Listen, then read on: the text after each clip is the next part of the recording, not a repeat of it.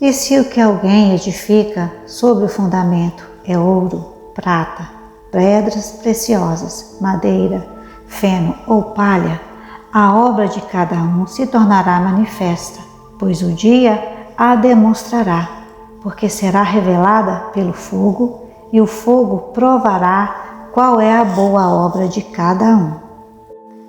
Quando se fala de fogo, estamos falando de provas. Falar de provas é falarmos de perda, dificuldade financeira, dores, sofrimento, dificuldades de relacionamentos.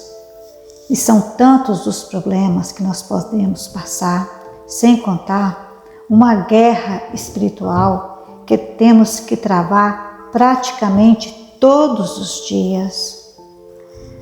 O crente vive com provações constantes como parte integrante da vida. Muitas são amargas, difíceis. Algumas são inusitadas. Algumas são surpresas desagradáveis. Mas nós temos que perseverar e nos manter firmes na presença do Senhor. É como nós reagimos a essa batalha diária de passar provações, é que vai dizer se estamos edificados no ouro, na prata, no bronze, na madeira, na palha, não é? É o nosso comportamento.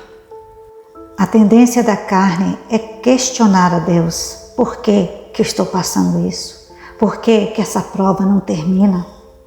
Muitos até pecam contra Deus, não só questionam, mas pecam contra Deus. Além do mais, tem uma multidão nos observando. E é como agimos na prova é que vai ser exemplo para o nosso irmão que nos observa. Que possamos aprender a suportar o processo para alcançarmos assim a promessa. É aprendendo a suportar o processo que vamos viver o extraordinário de Deus na nossa vida. Hebreus 6, 13 ao 15. Quando Deus fez a sua promessa a Abraão, por não haver ninguém superior por quem jurar, jurou por si mesmo, dizendo: esteja certo de que o abençoarei e farei seus descendentes numerosos. E foi assim que, depois de esperar pacientemente, Abraão alcançou a promessa. Êxodo 15, 22 ao 23. Depois Moisés conduziu Israel desde o Mar Vermelho até o deserto de Zur. Durante 3 dias caminharam no deserto sem encontrar água. Então chegaram a Mara, mas não puderam beber das águas de lá, porque eram amargas. Esta é a razão por que o lugar chama-se Mara. O segredo é não deixar o desânimo prevalecer, não deixar as aflições nos paralisar. Temos que buscar a Deus e resolver os conflitos. O Senhor nos capacita para tanto. Precisamos tomar atitudes, providências e avançar. Êxodo 15, 24 ao 25. E o povo começou a reclamar a Moisés, dizendo: que beberemos? Moisés clamou ao Senhor, e este lhe indicou um arbusto. Ele o lançou na água, e esta se tornou boa. Em Mara, o Senhor lhes deu leis e ordenanças, e os colocou à prova. Muitas pessoas passam a vida inteira paradas, estacionadas, sem chegar a lugar algum, simplesmente porque não entendem o processo de Deus. Este parado que eu quero dizer é sem crescimento espiritual. Às vezes Deus fala conosco sobre algo que Ele tem para as nossas vidas, muito tempo antes de acontecer, para que possamos nos preparar e fazer a nossa parte. Antes de ter o filho prometido, Abraão precisava aprender os caminhos do Senhor para ordenar os seus descendentes que se conservassem no caminho de Deus. Gênesis 18, 19. Pois eu o escolhi para que ordene aos seus filhos e aos seus descendentes que se conservem no caminho do Senhor, fazendo o que é justo e direito, para que o Senhor faça vir a Abraão o que lhe havia prometido. Então, Deus está dizendo para Abraão: para que aconteça o que eu lhe prometi, você precisa fazer a sua parte, para que eu faça algo por intermédio da sua linhagem em todas as nações da terra. Você tem a responsabilidade de preparar a próxima geração e ensiná-los nos meus preceitos. Não devemos esperar que o Senhor Deus faça tudo, transferir toda a responsabilidade para Ele ou para outras pessoas. Depois que Deus liberou a maravilhosa promessa para Abraão, Ele vai falar das suas leis e dos seus mandamentos. Gênesis 12, 2-3. Farei de você um grande povo e o abençoarei. Tornarei famoso o seu nome e você será uma bênção. Abençoarei os que o abençoarem e amaldiçoarei os que o amaldiçoarem. E por meio de você, todos os povos da terra serão abençoados. Porque Abraão me obedeceu e guardou meus preceitos, meus mandamentos, meus decretos e minhas leis. Gênesis 26:5. Então, precisamos estar preparados para vivermos os planos e os propósitos do Senhor. Mesmo Abraão teve dificuldades para entender o processo. Gênesis 15, 1-6. Depois dessas coisas, o Senhor falou a Abraão numa visão: Não tenha medo, Abraão, eu sou o seu escudo, grande será a sua recompensa. Mas Abraão perguntou: Ó soberano Senhor, que me darás se continuo sem filhos e o herdeiro do que possuo é Eliezer de Damasco? E acrescentou: Tu não me deste filho algum. Um servo da minha casa será o meu herdeiro. Então o Senhor deu-lhe a seguinte resposta: Seu herdeiro não será esse. Um filho gerado por você mesmo será o seu herdeiro. Levando-o para fora da tenda, disse-lhe: Olhe para o céu e conte as estrelas, se é que pode contá-las. E prosseguiu: Assim será a tua descendência. Abraão creu no Senhor e isso lhe foi creditado como justiça. No capítulo 15 podemos até elogiar Abraão pela sua fé, mas em seguida, no capítulo 16, vemos que ele agiu em desacordo com o propósito do Senhor. Digamos que ele interpretou muito literalmente que o filho seria gerado por ele mesmo, excluindo Sarai da equação. Gênesis 16, 1-5. Ora, Sarai, mulher de Abraão, não lhe dera nenhum filho. Como tinha uma serva egípcia chamada Agar, disse a Abraão: Já que o Senhor me impediu de ter filhos, possua minha serva. Talvez eu possa formar família por meio dela. Abraão atendeu a proposta de Sara. Ele possuiu Agar e ela engravidou. Quando se viu grávida, começou a olhar com desprezo para sua senhora. Então Sarai disse a Abraão: Caia sobre você a afronta que venho sofrendo. Coloquei minha serva em seus braços e agora que ela sabe que engravidou, despreza-me. Que o Senhor seja o juiz entre mim e você. Que situação se meteram, né? Durou anos esses problemas e conflitos por causa de esquecerem da promessa do Senhor. Gênesis 21, 9 a 11. Sara, porém, viu que o filho de Agar, a egípcia, dera a Abraão. Estava rindo de Isaque e disse a Abraão: livre-se daquela escrava e do seu filho, porque ele jamais será herdeiro com o meu filho Isaque. Isso perturbou demais Abraão, pois envolvia um filho seu. No entanto, todos aqueles que vivem algo extraordinário, que vivem um plano de Deus, carregam consigo cicatrizes, marcas de dores. Passaram por muitas lutas, humilhações e vergonha. Jeremias 29, 11.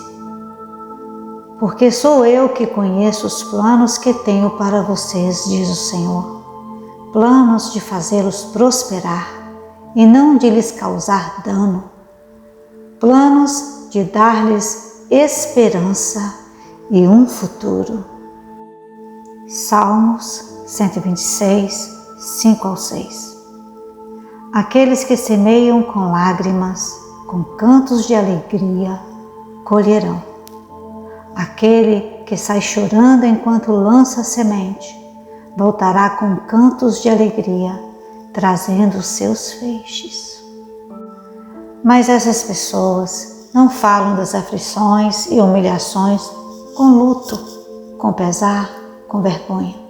Pelo contrário, elas falam com entusiasmo, com brilho no olhar, como combatentes vitoriosos. 2 Timóteo 4:7. Combati o bom combate, terminei a corrida, guardei a fé. Agora me está reservada a coroa da justiça. Paulo disse isso com alegria, com júbilo, com regozijo. Quando a vitória chega, você não deve esfregar a bênção na cara de ninguém. Ana, mãe do profeta Samuel, não foi tirar satisfação com Penina, que a humilhava por ser estéril. Depois que ela deu à luz, entregou o seu filho, ainda menino, para servir ao Senhor. Todos almejam os resultados extraordinários, mas poucos estão dispostos a enfrentar o processo. A maioria nem sequer entende o processo ou sabe que existe esse processo. Deus tem planos para cada um de nós. Existe um caminho a trilhar. O Senhor não vai dizer de antemão tudo o que vamos enfrentar no caminho para não desanimarmos. Ele vai dizer para sermos fortes e corajosos, para seguirmos à frente e que estará conosco. Êxodo 5, 20 ao 23. Saindo da casa do faraó, encontraram Moisés e Arão que os esperavam. Disseram-lhes: que o Senhor vos veja e vos julgue. Vós que atraístes sobre nós a aversão do faraó e de sua gente, e puseste em suas mãos a espada para nos matar. Moisés voltou-se de novo para o Senhor. Ó Senhor, disse-lhe, por que fizeste esse mal a esse povo? Por que me enviaste? Desde que fui falar ao faraó em vosso nome, ele maltrata o povo, e vós não o livrastes de maneira alguma. Êxodo 6, verso 1, 6 e 9. Verso 1. O Senhor respondeu: verás o que vou fazer ao faraó, forçado por mão poderosa, ele os deixará partir. Forçado por mão poderosa, ele os expulsará de sua terra. Por isso dize aos israelitas: Eu sou o Senhor, vou libertar-vos do jugo dos egípcios e livrar-vos de sua escravidão. Estenderei o braço para essa libertação e manifestarei uma terrível justiça. Moisés repetiu essas palavras aos israelitas, mas estes não o ouviram. Tão grande era o abatimento de sua alma e penosa a sua servidão. Meus irmãos, viver pela fé não é fácil. Viver sem a fé, sem crer nessa esperança maravilhosa, é muito pior. Deus não costuma revelar de forma detalhada tudo o que irá acontecer, no tempo exato em que irá acontecer, pois devemos viver pela fé em sua palavra. Romanos 1:17. Porque no Evangelho é revelada a justiça de Deus, uma justiça que do princípio ao fim é pela fé, como está escrito: o justo viverá pela fé. Deus não disse de antemão que existiam gigantes na terra prometida, mas garantiu que entregaria aquela terra aos israelitas. Essa garantia da parte de Deus é mais do que suficiente. Basta crer e seguir em frente. Tem hora para orar, tem hora para confiar e tem hora para agir. Pois bem, olha só o relatório que eles trouxeram para Moisés. Números 13:23. Quando chegaram ao vale de Escol, cortaram um ramo do qual pendia um único cacho de uvas. 2 deles carregaram o cacho, pendurado numa vara. Colheram também romãs e figos. Números 13:27-28. E deram o seguinte relatório a Moisés: Entramos na terra a qual você nos enviou, onde manam leite e mel. Aqui estão alguns frutos dela, mas o povo que lá vive é poderoso, e as cidades são fortificadas e muito grandes. Também vimos descendentes de Enaque. Para viver os propósitos de Deus, precisamos pagar o preço. Precisamos passar pela forja. Se ficarmos com medo, paralisados ou presos na zona de conforto, teremos uma vida medíocre, sem testemunhos de coragem, de combate, de ousadia, sem devida produção de frutos do Espírito. Salmos 9:9-10. O Senhor é refúgio para os oprimidos, uma torre segura na hora da adversidade. Os que conhecem o teu nome confiam em ti, pois tu, Senhor, jamais abandona os que te buscam. O conselho de Jesus é para que nós permaneçamos nele, fazendo o que ele nos mandou para darmos muitos frutos. João 15:7-8. Se vocês permanecerem em mim e as minhas palavras permanecerem em vocês, pedirão o que quiserem e lhes será concedido. Meu Pai é glorificado pelo fato de vocês darem muito fruto, e assim serão meus discípulos. O apóstolo Paulo fala para nós nos gloriarmos nas tribulações. Romanos 5:3-5. Não só isso, mas também nos gloriamos nas tribulações, porque sabemos que a tribulação produz perseverança, a perseverança um caráter aprovado e o caráter aprovado a esperança. E a esperança não nos decepciona, porque Deus derramou seu amor em nossos corações por meio de um Espírito Santo que Ele nos concedeu. O inimigo quer incutir em nossas mentes que as lutas durante o processo são fracassos, quando na realidade elas geram em nós um caráter aprovado. É o agir de Deus para que nós transformemos em vasos de honra, aptos para receber o melhor da parte do Senhor. Jeremias 18, 1-4. Esta é a palavra que veio a Jeremias da parte do Senhor. Vá à casa do oleiro e ali você ouvirá a minha mensagem.